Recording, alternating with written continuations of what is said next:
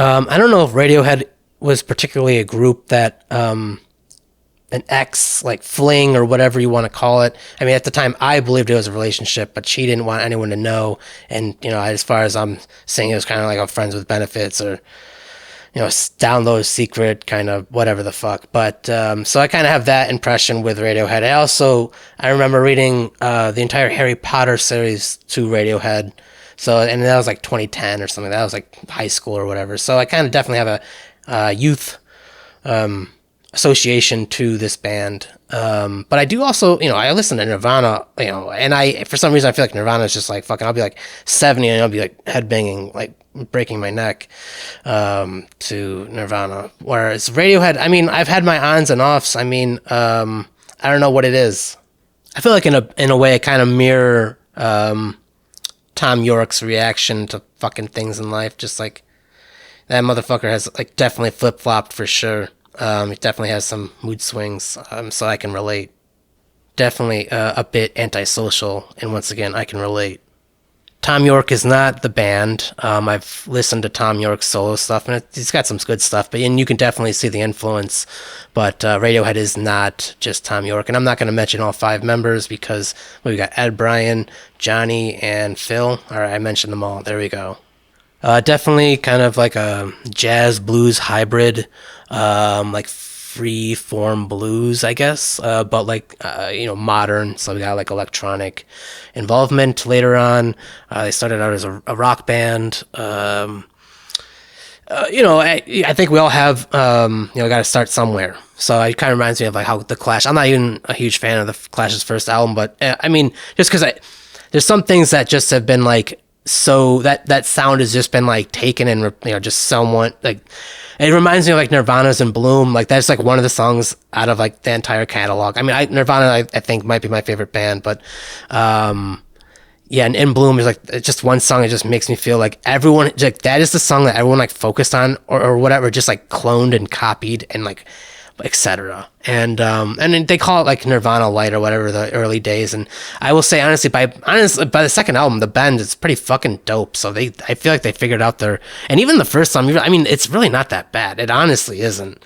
Yeah, when you really listen to it in reflection or whatever the fuck the word is, I don't even fucking care right now. I'd say my favorite era would be like Kid A, Amnesiac. I could relate with fucking Sardines, or is it? Yeah, Sardines, right? And a Crushed Tin Can, whatever the fuck. Whatever the fuck, man. Packed, I don't fucking give a shit, man. You gotta come up with fucking easier titles, man. You got the other fucking long-ass one. So, I mean, I feel like, in my opinion, this band, like, slowly transcended through, like, spiritual... I don't know, man. Like it by like what is it? The King of Limbs. They're definitely like ghosts by this point, and they're in the astral plane, and maybe not even necessarily the astral plane. They're just fucking they're ghosts, and they're just but they're not just ghosts. They're kind of ghosts, kind of just like leaving Earth into space, and by the time we got like a moon-shaped pool, once again like we're in fucking space, and like they're ghosts in space. Like it's very ghostly. And I do feel like, I don't know. I mean, Tom once again is the spokesman, I mean, of sorts, because when you're the fucking vocalist, you kind of are speaking for the rest of the band in some ways. But I mean, you could definitely tell these were guys that kind of like, they were recluses, a bunch of recluses. I mean, like they fucking had a large ass hiatus. So I'm kind of just sick of the whole fucking thing. And I'm glad they're back. I mean, but at the same time, if they wanted to stop, they kind of do some REM kind of shit. That's fine.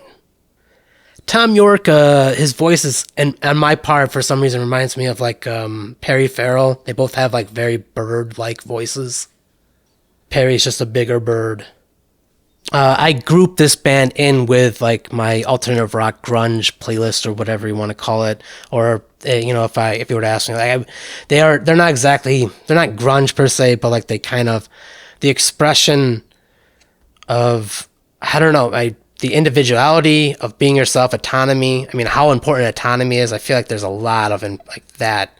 That's definitely in there, man. I mean, I was just talking about Nine Inch Nails. This is another band that also definitely talked about a lot of like struggling with mental illness and things that people don't see, and like you can't expect them to understand. I mean, they don't even understand themselves. So it's just that the understanding of oneself, and we're just kind of seeing that throughout their span of music. I mean, they started out as rock and roll, and they slowly went from electronic, and then like kind of tranquil. You know, it's nearly, you know. I know there's playlists of like instrumental music I listen to that's just, you know, it's very tranquil and very quiet, and I feel like they kind of went in that kind of direction. Not necessarily too much, and it's funny. I mean, you know, I feel like that's very extremely popular nowadays. I mean, I know I'm sure I'm not the only one that listens to ambient music, especially while sleeping. So like Boards of Canada, for example, or Foxes in Fiction. There's definitely more. I'm just a couple.